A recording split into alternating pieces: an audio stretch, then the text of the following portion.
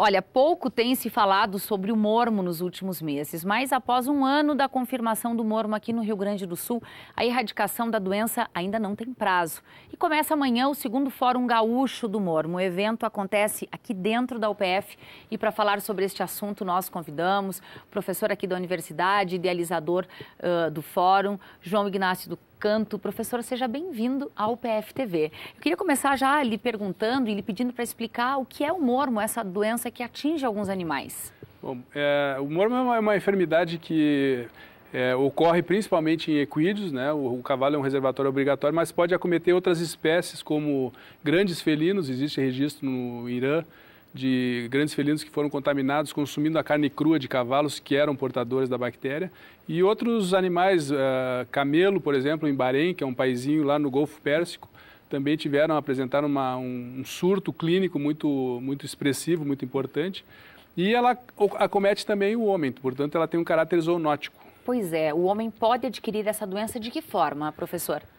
Normalmente é uma enfermidade que está relacionada às pessoas que têm relação com o cavalo. Então são tratadores, são pessoas que lidam com o cavalo, mas principalmente, considerando os últimos relatos, né, são relativos a pessoas que trabalham em termos de pesquisa em laboratórios. Então existem no mundo, né, vários laboratórios que mantêm algumas cepas de bactérias sob cultivo para desenvolver metodologias de diagnóstico, né? E com a manipulação desse material, muitas vezes acabam se acometendo da doença, que ela é gravíssima quando ocorre, e normalmente ela pode ser fatal se não houver um tratamento precoce. E isso é o que mais preocupa, é o impacto na saúde pública que ocorre em função de contaminação de doenças que são oriundas dos animais. Não é a única doença, mas atualmente é uma doença bastante importante. Professor, fatal tanto para o animal quanto para o homem? Esse é um detalhe importante, Thaís, porque historicamente, desde a época de Alexandre o Grande, isso Aristóteles reportou 300 ou 400 anos antes de Cristo, né? Muitos episódios ocorreram de surtos em animais e em homens em função da situação de estresse, de guerra entre o homem e os animais.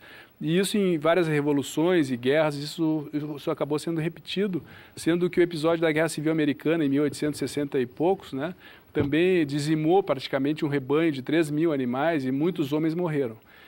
No Canadá, eu me reporto a isso porque é importante assim, caracterizar que no Canadá também ocorreram muitos casos clínicos, mas à medida que o programa de controle evoluiu, eles chegaram no momento em que eles começaram a verificar animais que não tinham sintomas, mas que eram doentes. E hoje o que a gente observa é que no país e em vários lugares do mundo existem vários episódios de animais que não chegam ao óbito, muito menos, não chegam a manifestar sintoma clínico, muito menos ao óbito, mas que apresentam a doença mesmo sem sintoma clínico. Professor, a partir dos casos registrados no ano passado, qual é a situação hoje aqui do Rio Grande do Sul? Esse é outro aspecto extremamente importante, esse é o objetivo da repetição do fórum, porque o ano passado ocorreu um grande alarde em função de ser uma enfermidade que ninguém conhecia, inclusive e tal.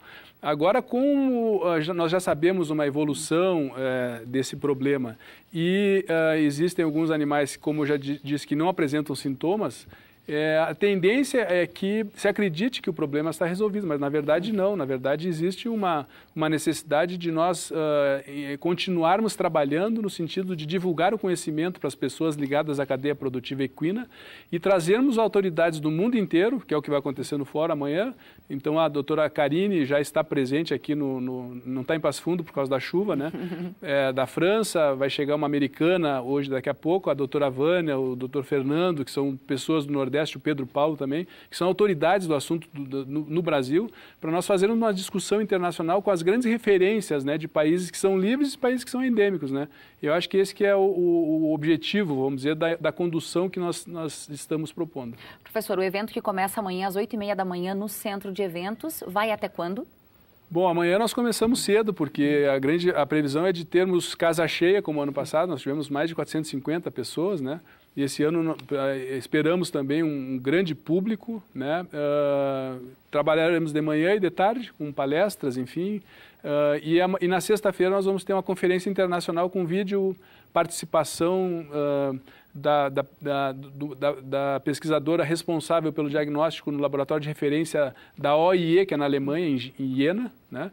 E de outros pesquisadores, como o Muhammad Saqib, que é do Paquistão, e mais outros que, enfim... Não vai dar tempo aqui de citar. Exatamente. Professor, muitíssimo obrigada pelas informações. Sucesso no evento, neste segundo fórum que começa amanhã. Obrigada.